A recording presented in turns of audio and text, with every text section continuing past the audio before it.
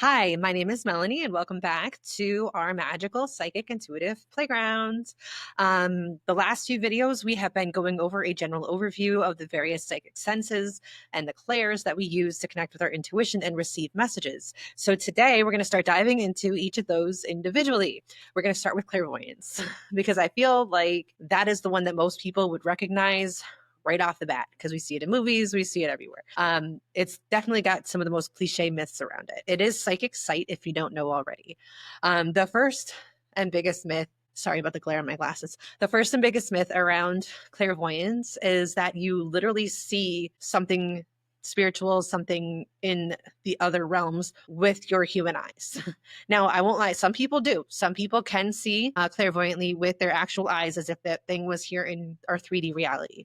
But for the most part, that is not how it works. And I think that that expectation is what gets people kind of hung up on, oh, that must not be real. Okay. So what it really looks like is more of a daydream.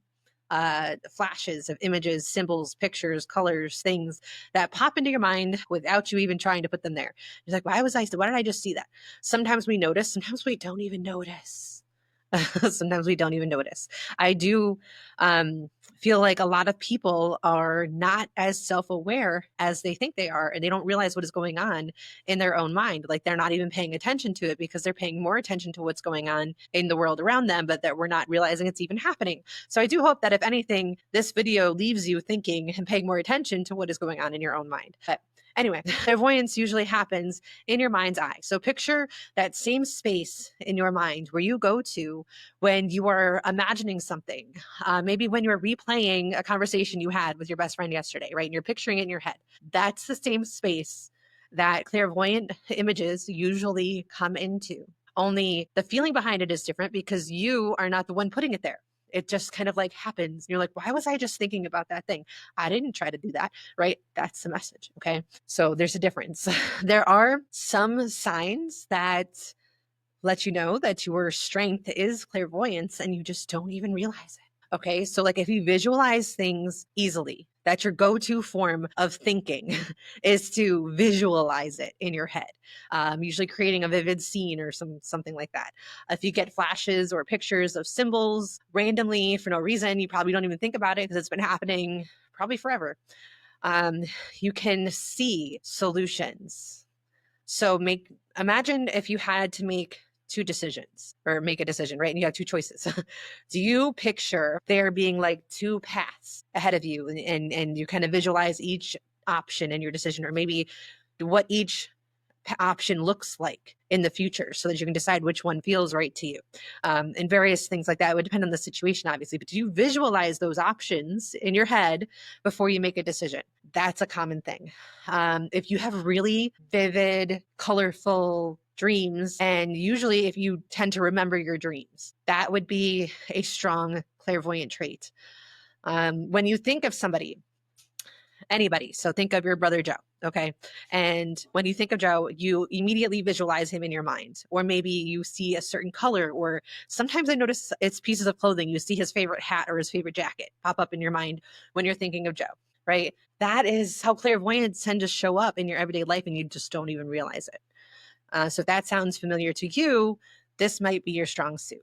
Okay, so let's play a little game for those of you, even if you don't feel like it's your strong suit or maybe you're not sure yet. Okay, we're going to do a little quick visualization strengthening exercise where you can kind of play with it a little bit. So I want you to kind of close your eyes, take a second, take a deep breath, and in your mind's eye, I want you to visualize a single rose. Notice, what color is it? Can you see the different textures of the petals? Is there light shining on it? Is it moving in the wind? Can you see the stem? Can you see the thorns? How much detail do you see in it? Is it two-dimensional? Is it three-dimensional? Don't force it, just let it come to you. Now, try to change the color of the rose. So maybe when you first pictured it, it was red. Now imagine it turning blue. Did you do it? Now try to shift it again. Maybe now it's gold. Feels a little Alice in Wonderlandy. Did it work? Just so you know, you're not making it happen. You're allowing your mind to show you, your intuition to change it. Now I want you to move this flower. I want you to picture this rose, whatever it looks like to you, floating up into the sky. See it drifting higher and higher, gently spinning, maybe blowing in the breeze. Did you do it? The more that you practice moving your images like this, playing with them, changing them, the more fluid and strong your clairvoyance becomes. Okay, open your eyes if you haven't already. So outside of these visualization exercises, clairvoyance shows up all the time if you're paying attention. So here's your homework for the next few days, however long you want, really. When you meet somebody new, I want you to notice what's the first image, color, symbol, whatever that flashes into your mind. Now, some of you might be like paying attention to a feeling you might get, like if you like them or not, or something like that. But this, I want you to specifically work on strengthening your clairvoyance. So I want you to bring awareness to your mind before you walk up to somebody and get in their energy and see if you pick up on visuals. Okay, because you might, but maybe you have other clairs that usually overtake that, so you're not paying attention. So I want you to pay attention specifically to what happens in your mind's eye when you're meeting somebody. Okay. Then option 2, if you're making a decision, I want you to visualize 2 paths, 2 options, and see if you can determine if your visual is giving you a hint one way or another, what the ideal decision would be for you to choose. So like maybe one of the paths is lighter and more colorful than the other one. Right? Maybe your options show up entirely differently, but is there something that kind of gives you that feeling that this is the better option versus this one? How does it look to you? What kind of details show up? Do you receive signs and symbols, or do you receive colors? Do you receive full 3D images like some people do? Play with it. Okay. And then option 3 is before falling asleep at night. I want you to invite a certain symbol, color, message to appear in your dreams. Keep a dream journal. It's always a good idea anyway. And then write down in the morning if you recall that image appearing in your dreams or not. Did it work? Okay, so that's your homework for the next 2 days, or you can make it a regular habit just to keep strengthening it all the time. But I do just want you to play with it. There's no pressure. There's no perfection. There's no wrong answers. Just be curious. Just bring awareness to it. Just start paying attention. Have fun with it.